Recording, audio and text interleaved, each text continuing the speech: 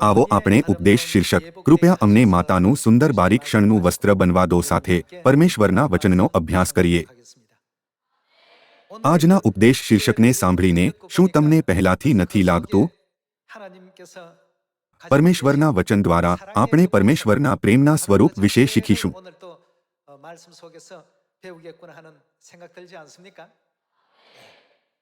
સુંદર બારીક ક્ષણનું વસ્ત્ર બનવા માટે આપણી પાસે શું હોવું જોઈએ?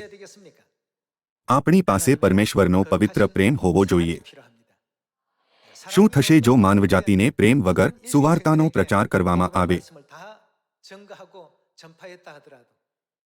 જો આપણે ઝઘડતા હોઈએ, એકબીજા સાથે એકતા ન રાખીએ અને આપણા ભાઈઓ અને બહેનો માટે આદર ન બતાવતા હોઈએ તો શું થશે?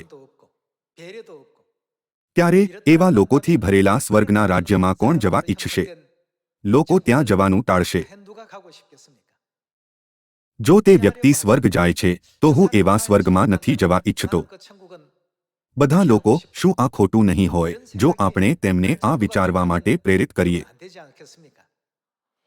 એટલે આપણે બદલવું જોઈએ। જો આપણે માતાનું સુંદર બારીક ક્ષણનું વસ્ત્ર બનવા ઈચ્છીએ છીએ તો શું આપણે આપણા પાપોના બધા દાગથી દૂર ન રહેવું જોઈએ?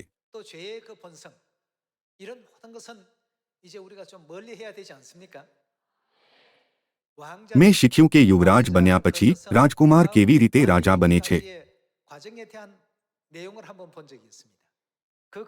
રાજકુમારોએ આ શીખવા પર ધ્યાન કેન્દ્રિત કર્યું। એક સારો રાજા બનવા માટે મારે શું કરવું જોઈએ? નાનપણથી જ તેમને બધું જ શીખવવામાં આવ્યું હતું કે જ્યારે તેઓ મોટા થયા અને સિંહાસન પ્રાપ્ત કરે ત્યારે તેમણે લોકો પર શાસન કેવી રીતે કરવું, તેમના લોકો માટે કરુણામય કેવી રીતે હૃદય કેળવવું, તેમની સાથે સંબંધોનું સંચાલન કેવી રીતે કરવું અને તેમના માતાપિતા પ્રત્યે યોગ્ય વલણ કેવી રીતે જાળવી રાખવું। જો કે જો તેઓ તેમના અભ્યાસ પ્રત્યે થોડી બેદરકારી કરતા અથવા તેમને યોગ્ય રીતે અભ્યાસમાં ન લાવતા તો તેઓ હવે યુવરાજ નથી રહી શકતા।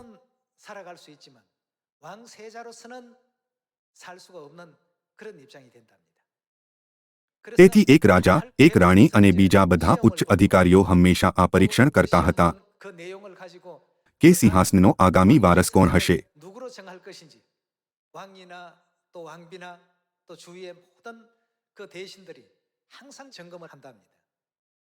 મેં તેનો ઉલ્લેખ કેમ કર્યો? પ્રકટીકરણ અધ્યાય 22 પ્રમાણે આપણે સ્વર્ગમાં કોણ બનશું? આપણે રાજમાન્ય યાજક વર્ગ બનીશું। સરળ શબ્દોમાં કહીએ તો આપણે સદા સર્વકાળ રાજ કરીશું। પરમેશ્વર જે રાજાઓનો રાજા અને પ્રભુઓનો પ્રભુ છે કહેશે, તમે 10 નગરો પર રાજ્ય કરો, તમે 5 નગરો પર રાજ કરો। આપણે રાજમાન્ય યાજક વર્ગ બનીશું। તેને પૂરું કરવા માટે જરૂરી નિયમો, યોગ્ય શિષ્ટાચાર અને યોગ્ય ક્રિયાઓ છે।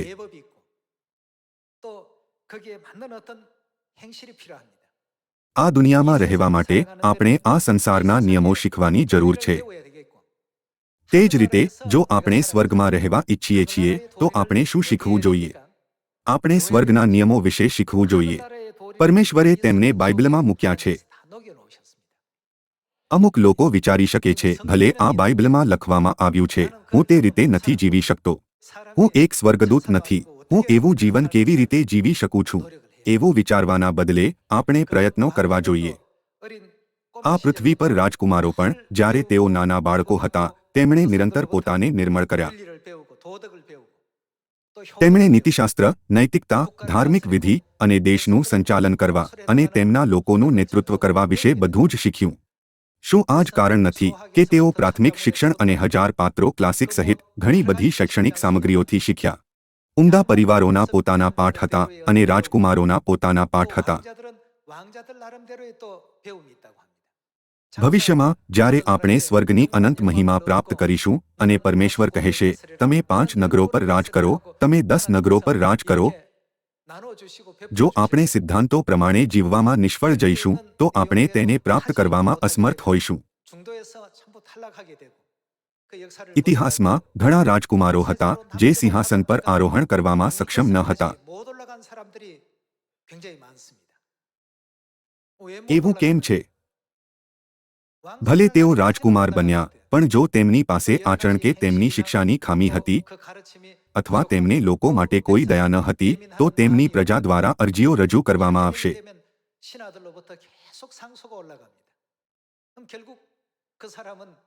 અંતે રાજકુમારે બીજા ભાઈને પદ આપવું પડ્યું.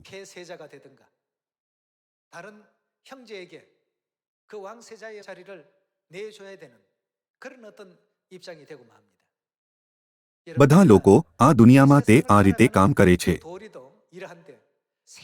અનંત જીવન અને સ્વર્ગની મહિમા પ્રાપ્ત કરવા માટે જો પરમેશ્વર દ્વારા માન્ય શિક્ષાઓ છે, તો આપણે શું કરવું જોઈએ?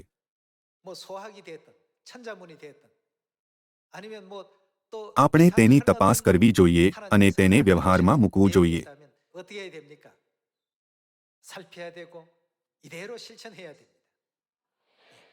ત્યારે જ આપણે રાજમાન્ય યાજકવર્ગની ભૂમિકા નિભાવી શકીશું.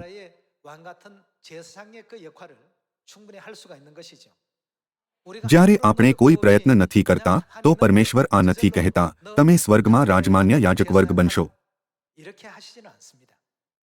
જો પરમેશ્વર કહે છે, સુંદર બારીક શણનું વસ્ત્ર બનવા માટે તમારે તમારા બધા ડાઘ ફેંકી દેવા જોઈએ, તો આપણે તેમને ફેંકી દેવા જોઈએ. જો તે કહે છે, આ અનુગ્રહપૂર્ણ નથી, તો આપણે અશિષ્ટ વસ્તુઓથી છુટકારો મેળવવો જોઈએ. આ રીતે રાજકુમાર કે જેમણે આ પ્રકારનું રૂપાંતરણ કર્યું, પાછળથી પ્રધાનો અથવા રાજવી પરિવાર દ્વારા ભલામણ કરવામાં આવી, તેને યુવરાજ તરીકે નિયુક્ત કરો. જો કે તે ત્યાં સમાપ્ત ન થયું. રાજા બનવા સુધી જો તે યોગ્ય રીતે કાર્ય કરવામાં અથવા લોકો પર અનુગ્રહપૂર્વક શાસન કરવામાં નિષ્ફળ રહ્યો, તો તે અયોગ્ય ઠરાવવામાં આવશે.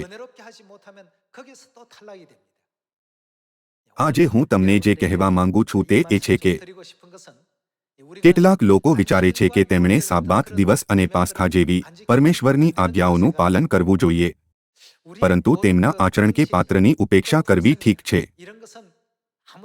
આપણે આ રીતે ન વિચારવું જોઈએ.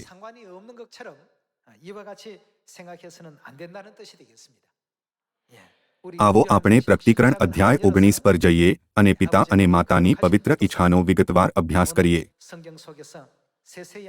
આવો આપણે પ્રકટીકરણ અધ્યાય 19 વચન 6 પર એક નજર કરીએ. મોટા જનસમૂહના જેવી તથા ઘણા પાણીના પ્રવાહ જેવી તથા ભારે ગર્જનાઓના જેવી વાણીને એમ બોલતી મેં સાંભળી, હાલેલુયા, કેમ કે હવે સર્વશક્તિમાન પ્રભુ આપણા ઈશ્વર રાજ કરે છે. આપણે આનંદ કરીએ તથા બહુ હર્ષ પામીએ અને તેમને મહિમા આપીએ, કેમ કે હલવાનના લગ્નનો દિવસ આવ્યો છે અને તેમની કન્યાએ પોતાને તૈયાર કરી છે. તેને તેજસ્વી, સ્વચ્છ તથા બારીક શણનું વસ્ત્ર પહેરવા દીધું છે. તે બારીક શણનું વસ્ત્રનો અર્થ શું છે? સંતોના ન્યાયી કૃત્યોરૂપ છે. સંતોના દરેક ન્યાયી કાર્યોને એક સાથે વણેલા હોવાથી શું બનાવવામાં આવી રહ્યું છે?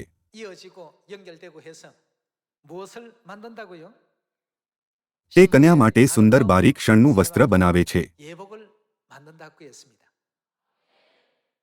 તેથી સ્વર્ગીય માતાની મહિમા માટે આપણે ન્યાયી કાર્યોમાં જીવવું જોઈએ. પ્રકટીકરણ અધ્યાય 22માં વર્ણિત રાજમાન્ય યાજકવર્ગની ભૂમિકા નિભાવવા માટે આ જ ક્ષણથી આપણે પરમેશ્વરની શિક્ષાઓ શીખવી અને તેનો અભ્યાસ કરવો જોઈએ, જે આપણને આ સાંસારિક જીવનના માર્ગો વિશે નહીં, પરંતુ સ્વર્ગમાં રહેવાના માર્ગો પ્રત્યે જાગૃત કરે છે.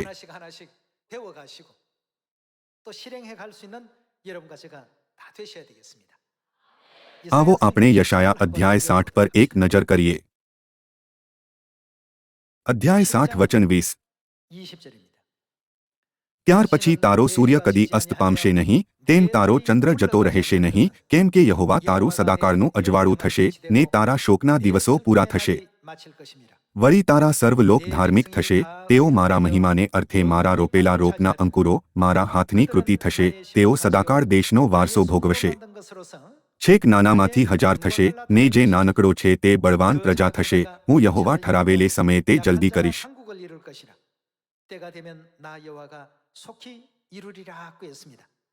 અહીં તે કહે છે, વળી તારા સર્વ લોક ધાર્મિક થશે, તેઓ મારા મહિમાને અર્થે મારા રોપેલા રોપના અંકુરો, મારા હાથની કૃતિ થશે. તે શેના માટે છે? તેઓ સદાકાળ દેશનો વારસો ભોગવશે. તેથી આપણે પરમેશ્વરને પ્રસન્ન કરવા જોઈએ અને પરમેશ્વરનો મહિમા પ્રદર્શિત કરવો જોઈએ. આ સમય સુધી જો એવી વસ્તુઓ થઈ છે જે પરમેશ્વરની નજરમાં યોગ્ય ન હતી, જેમ કે એક થવામાં નિષ્ફળ થવું, સંવાદિતાનો અભાવ, એક ન થવું અથવા આપણા અનન્ય સ્વભાવના કારણે બીજાઓને પીડા આપવી, તો આપણે આ ક્ષણથી શું કરવું જોઈએ?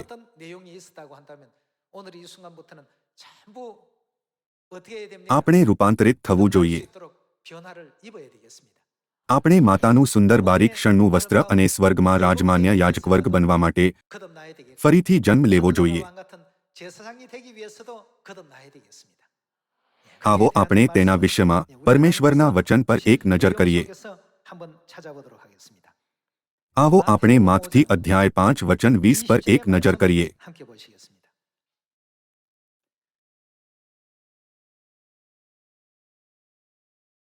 કેમ કે હું તમને કહું છું કે શાસ્ત્રીઓના તથા ફરોશીઓના ન્યાયપણા કરતાં જો તમારું ન્યાયપણું વધારે ન હોય તો શું થશે? તો આકાશના રાજ્યમાં તમે નહીં જ પેસશો.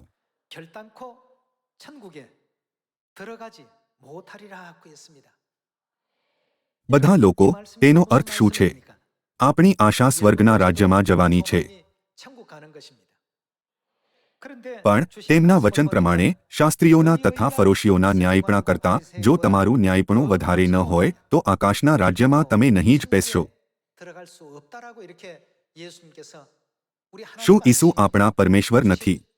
પરમેશ્વરે તેમના વચનમાં તેને સ્પષ્ટ રૂપથી ચિહ્નિત કર્યું છે. આપણે આ વચનો પ્રમાણે જીવવું જોઈએ.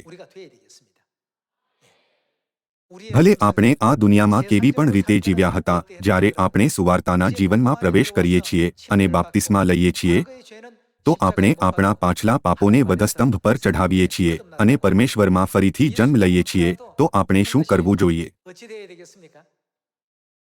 આપણે સ્વર્ગના યુવરાજની જેમ બનવું જોઈએ. આપણે સ્વર્ગના યુવરાજો અને યુવરાનીઓના રૂપમાં આપણી ભૂમિકા નિભાવવી જોઈએ. આપણે પિતા પરમેશ્વર અને માતા પરમેશ્વરની કૃપામાં ભાગ લેવો જોઈએ, જે કહેશે,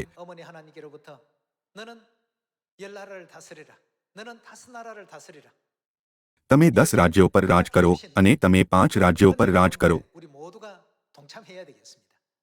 એટલે પરમેશ્વર આપણને શીખતા રહેવાની મંજૂરી આપે છે. તમારે આ રીતે જીવવું જોઈએ. તમારે એવું જીવન જીવવું જોઈએ. આ રીતે પરમેશ્વર આપણને જાગૃત કરે છે.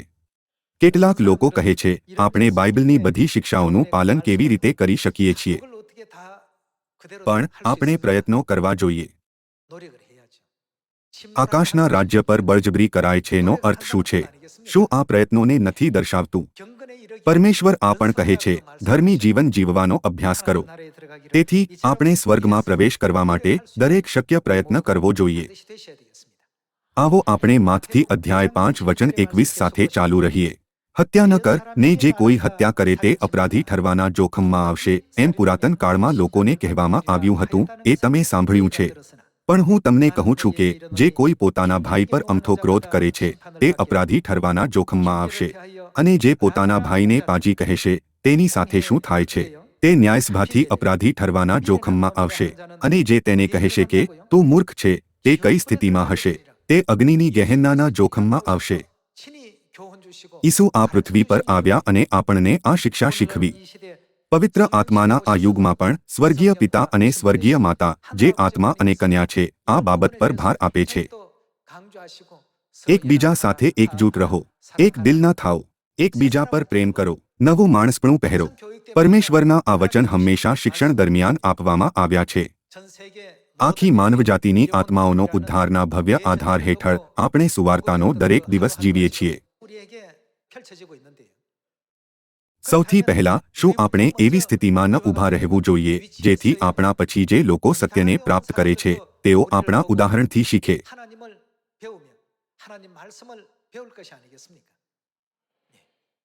બધા લોકો જેઓ આ વાતોને ખંતથી અભ્યાસમાં લાવે છે તેઓ સર્વશ્રેષ્ઠ છે. ભલે આપણી આજુબાજુના બીજા લોકો કંઈ પણ કહે, આવો આપણે બાઇબલના પ્રમાણે જીવીએ. કેટલાક વિચારી શકે છે, હું આ કરું કે ન કરું તેનાથી કોઈ ફરક નથી પડતો, તેમની સાથે શું થઈ રહ્યું છે? 어떻게 되고 있습니까? તેઓ સદાના માટે રાજ્ય કરવાના પદથી દૂર જઈ રહ્યા છે. 멀어질 수밖에 없습니다. આપણે ખૂબ પ્રયત્ન કરવો જોઈએ અને માતાનું સુંદર બારીક ક્ષણનું વસ્ત્ર બનવાનો પ્રયત્ન કરવો જોઈએ, ખરું ને? 우리 모두가 반드시 돼야 되겠죠. એટલે ગલાતીઓમાં પરમેશ્વર આપણને આ શિક્ષા આપે છે. 교훈하고 있습니다. આવો આપણે ગલાતીઓ અધ્યાય 5 વચન 13 પર એક નજર કરીએ.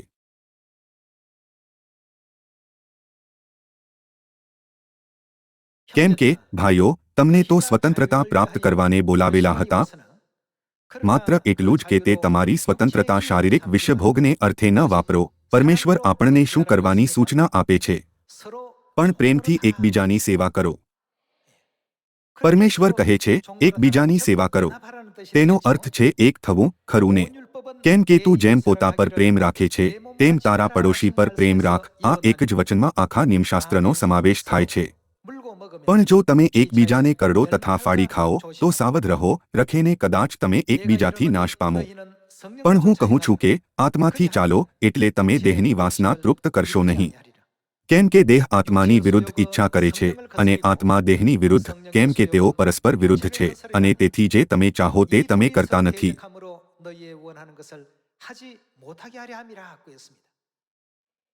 આપણે પવિત્ર આત્માની ઈચ્છા સાથે સ્વર્ગના રાજ્ય તરફ દોડવું જોઈએ.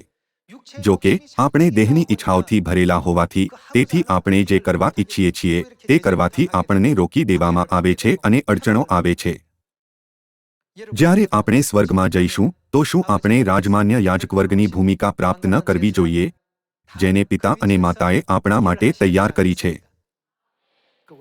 આવો આપણે તે શબ્દો જોઈએ કે આપણે રાજા તરીકે રાજ્ય કરીશું. પ્રકટીકરણ અધ્યાય 22 વચન 1.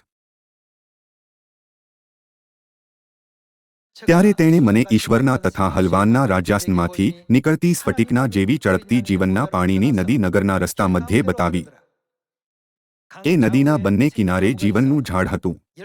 તેને 12 પ્રકારના ફળ લાગતા હતા. દર માસે તેને નવીન ફળ આવતા હતા.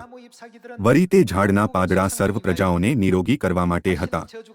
હવે પછી કોઈ પ્રકારનો શાપ થનાર નથી, પણ તેમાં ઈશ્વરનું તથા હલવાનનું રાજ્યાસન થશે. તેમના દાસ તેમની સેવા કરશે. તેઓ તેમનું મુખ નિહાળશે અને તેઓના કપાળ પર તેનું નામ હશે. ફરીથી રાત પડશે નહીં. તેઓને દીવાના અથવા સૂર્યના પ્રકાશની જરૂર નથી, કેમ કે પ્રભુ પરમેશ્વર તેઓ પર પ્રકાશ પાડશે. અને તેઓ તે 4 કે 5 વર્ષની નિશ્ચિત અવધિ સાથેનું રાજ્ય નથી. તેઓ ક્યાં સુધી રાજ કરશે? તેઓ સદા સર્વકાળ રાજ કરશે.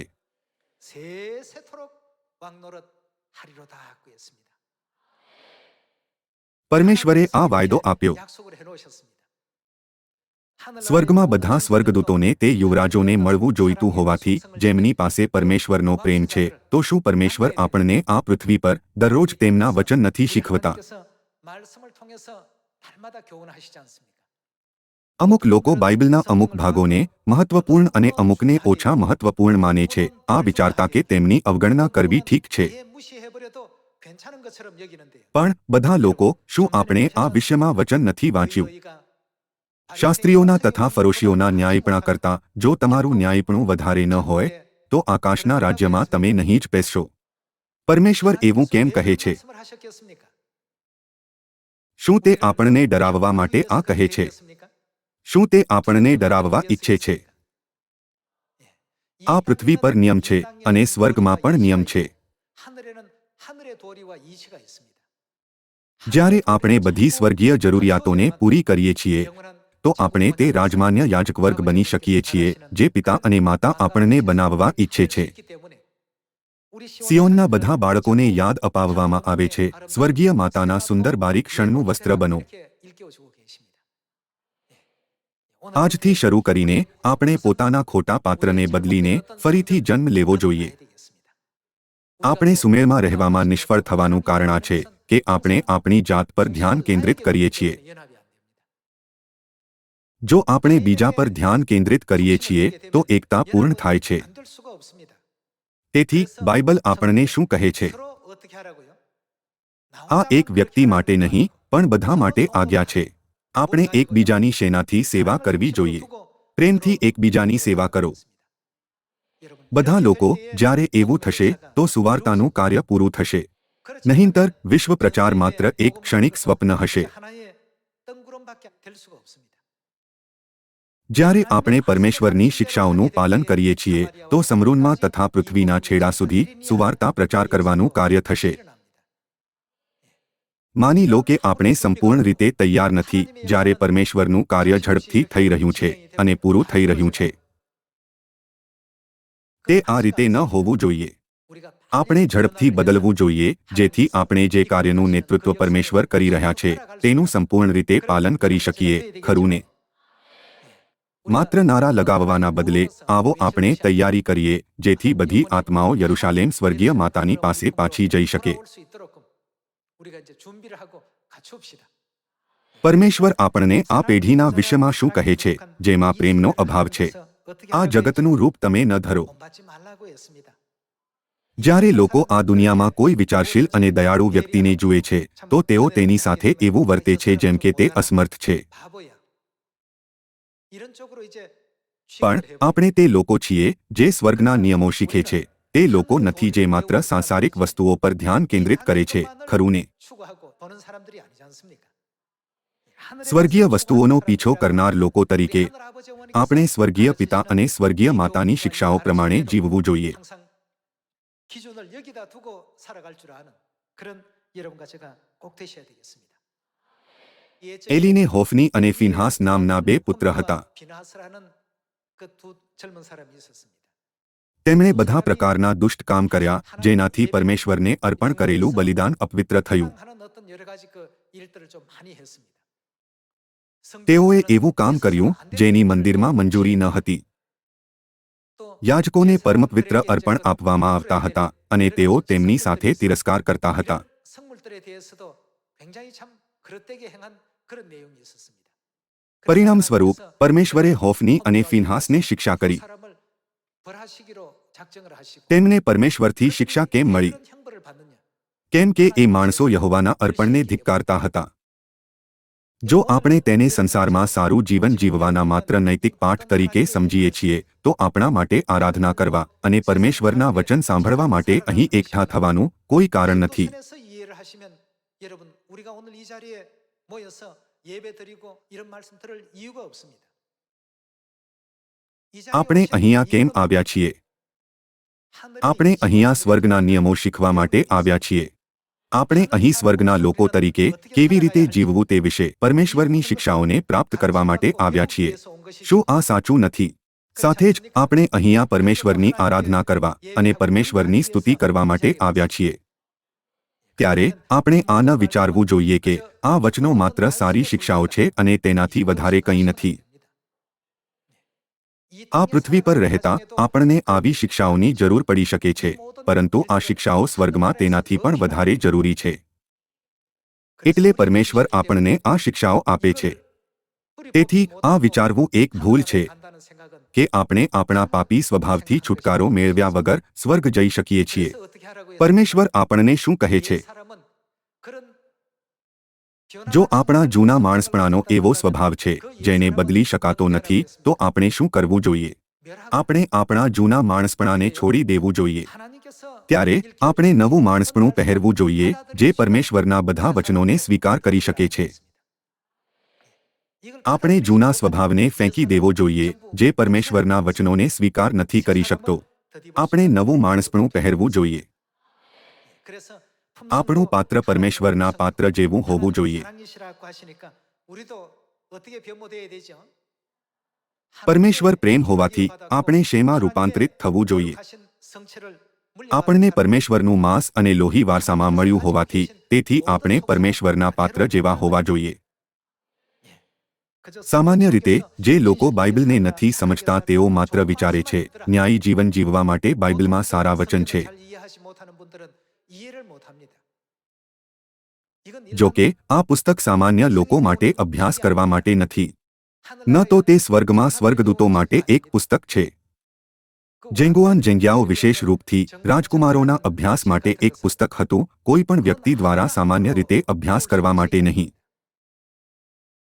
તેવી જ રીતે પિતા અને માતા તેમના બાળકોને શીખવી રહ્યા છે અને તેમને એક પુસ્તક વાંચવા, સાંભળવા અને જોવાની મંજૂરી આપી રહ્યા છે, જે માત્ર કોઈ જ નથી શીખી શકતું. 또 듣게 하시고 보게 하시지 않습니까? જો કોઈ રાજકુમાર શિક્ષાઓનું પાલન કરતો ન હતો, ભલે તેને યુવરાજ બનવાનો અધિકાર હતો, તો પણ તેને નીકાળી દેવામાં આવતો હતો. 또 퇴출시키는 જે રીતે સાંસારિક પ્રણાલીઓમાં આવા નિયમો હોય છે, તે જ રીતે સ્વર્ગના રાજ્યમાં પણ હોય છે. 마찬가지입니다. 우리가 તેથી 이렇게 આપણે 못해도 આ ન વિચારવું જોઈએ, ભલે આપણે આ નિયમોનું પાલન કરવામાં નિષ્ફળ થઈએ, જ્યાં સુધી આપણે ચર્ચમાં જઈએ છીએ, આપણે સ્વર્ગ જઈ શકીએ છીએ. 유예 기간을 પરમેશ્વરે 제한하시고 આપણને 계신 분이죠. અંતિમ ન્યાય સુધી માત્ર એક અનુગ્રહ સમયગાળો આપ્યો છે. 보셨지 않습니까? 예수님께서 આપણે 그 આ 의와 વિષયમાં વચન વાંચ્યા છે, ખરું ને? 의가 ઈસુએ દ્રઢતાથી કહ્યું, શાસ્ત્રીઓના તથા ફરોશીઓના ન્યાયપણા કરતાં જો તમારું ન્યાયપણું વધારે ન હોય, 천국에 들어갈 수 તો 없다라고 આકાશના રાજ્યમાં તમે નહીં જ પેસશો. 근데 우리는 તેમણે 그 તેને 말씀을 ખૂબ 들을 સ્પષ્ટ 때는 કર્યું. 아, 뭐 그런 જો કે 말씀이 있나 보다. આપણે વારંવાર વિચારીએ છીએ, ઓહ, મને લાગે છે કે આવો કોઈ સંદેશ છે. આ માત્ર મને લાગે છે નથી. આપણે પરમેશ્વરની સંતાન છીએ, જેમણે સ્વર્ગમાં પાપ કર્યું અને આ પૃથ્વી પર ફેંકી દેવામાં આવ્યા. આપણે એકવાર સ્વર્ગમાં ખૂબ મહત્વપૂર્ણ પદ પર હતા અને પરમેશ્વરે વચન આપ્યું છે કે જ્યારે આપણે સ્વર્ગ પાછા જઈશું, તો તે આપણને રાજમાન્ય યાજકવર્ગનું પદ પ્રદાન કરશે. એટલે પરમેશ્વરે આપણને આ પુસ્તક શીખવાની મંજૂરી આપી. તેથી શું આપણે આ પુસ્તકમાં તેમની શિક્ષાઓને ન શીખવી, અભ્યાસ કરવો, અનુભવ કરવો અને તેનું પાલન ન કરવું જોઈએ? 그런 내용 아니겠습니까? આવો આપણે માથથી અધ્યાય 28 પર એક નજર કરીએ.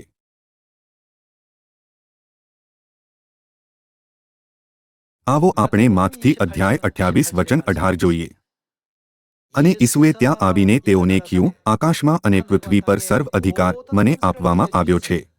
એ માટે તમે જઈને સર્વ દેશનાઓને શિષ્ય કરો, પિતા તથા પુત્ર તથા પવિત્ર આત્માને નામે તેઓને બાપ્તિસ્મા આપતા જાઓ. તેઓને આપણે બીજું શું કરવું જોઈએ? શીખવતા જાઓ. 어떻게 하라고요? 가르치라고 했습니다. 하늘의 것을 આપણે તેમને 가르치라는 સ્વર્ગીય 것이지 વસ્તુઓ શીખવવી જોઈએ, ન કે સાંસારિક ફિલસૂફી કે વ્યક્તિગત વિચારો. 가르치는 게 아닙니다.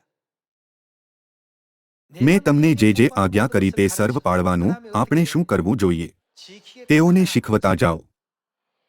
ત્યારે જ આપણે સ્વર્ગમાં પ્રવેશ કરી શકીશું. આપણી પાસે ઘણી બધી બાબતોની ઉણપ હોવાથી, તેથી પિતા અને માતાએ આપણને બાઇબલના આ મૂલ્યવાન વચન આપ્યા છે. આપણે તેમનું પાલન કરવું જોઈએ. આવો આપણે તેને ક્યારેય ન ભૂલીએ. જ્યારે બાઇબલ કહે છે, એક થાઓ, તો આપણે એક થવું જોઈએ. એવા સ્વર્ગદૂત છે, જે આપણી એકતાના ગુણને તપાસે છે. ત્યાં રક્ષક સ્વર્ગદૂત પણ છે, જે આપણી સાથે હોય છે. આપણા રાજકુમારનો એકતાનો સ્કોર શું છે? આપણી રાજકુમારી પાસે કેટલા ગુણ છે? તેમની પાસે એકતામાં કેટલા ગુણ છે? પ્રેમ માટે તેમનો સ્કોર શું છે? તેમની નૈતિકતાનો સ્કોર શું છે? બાઇબલમાં પરમેશ્વરના બધા શબ્દો આપણને પૃથ્વીના સિદ્ધાંતો શીખવવા માટે નથી, પણ સ્વર્ગના સિદ્ધાંતો શીખવામાં આપણી મદદ કરવા માટે છે. 배우게끔 그렇게 미리 공부시킨다고 이렇게 이해를 하시면 되겠습니다.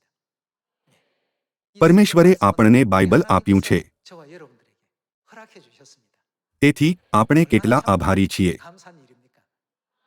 આપણે શબ્દોને ત્યાં સુધી ફરીથી વાંચવા જોઈએ, જ્યાં સુધી આપણે તેમને યાદ ન કરી લઈએ. આ રીતે આવો આપણે સ્વર્ગીય માતા યરુશાલેમના સુંદર બારીક ક્ષણનું વસ્ત્ર બનીએ, જેથી આપણે પિતા અને માતાને પ્રસન્ન કરી શકીએ. 예복이 다 될 수 있는 આપણે સત્કર્મો દ્વારા આચરણ કરવું જોઈએ, જેથી બીજા આપણને અડચણ ન આપે. આ પૃથ્વી પાપીઓની જગ્યા હોવાથી, તેથી તે પાપથી રંગાયેલી છે. દુષ્ટ લોકો વધારે શક્તિશાળી દેખાઈ શકે છે. પરમેશ્વરે સિયોનના સુંદર સંતાનોને તેમની વચ્ચે રાખ્યા છે. પરમેશ્વર આપણને શું કહે છે? તેમની પાસેથી શીખશો નહીં કે તેમનું પાલન ન કરો. આ જગતનું રૂપ તમે ન ધરો. આપણે આ પેઢીનું પાલન કર્યા વગર સ્વર્ગીય વસ્તુઓ શીખવી જોઈએ. તે રાજ્ય સદા, હા, સદા સર્વકાળ ભોગવશે. શું આપણે આ વચન પ્રાપ્ત નથી કર્યું? સુંદર બારીક ક્ષણનું વસ્ત્ર બનવા માટે ભાઈઓ અને બહેનોએ એક થવું જોઈએ અને સુમેળમાં રહેવું જોઈએ. 1 કોરિન્થીઓ અધ્યાય 13 પ્રમાણે પ્રેમ કેવો છે? તે દયાળુ છે. 사랑은 પ્રેમ અદેખાઈ કરતો નથી. પ્રેમ બીજાઓને સ્વયંથી શ્રેષ્ઠ માને છે. 더 낮게 여기고 આ રીતે આપણે એકબીજાની સાથે એક થવું જોઈએ. 이런 가운데서 જ્યારે પિતા અને માતા આપણને એક થતા જોશે તો તેઓ કહેશે, અમારા સંતાનોએ પૂરતો અભ્યાસ કર્યો છે 사마리아 땅끝까지 અને સુવાર્તા માટે સમરૂન તથા પૃથ્વીના છેડા સુધી પહોંચવાનો માર્ગ ખોલશે.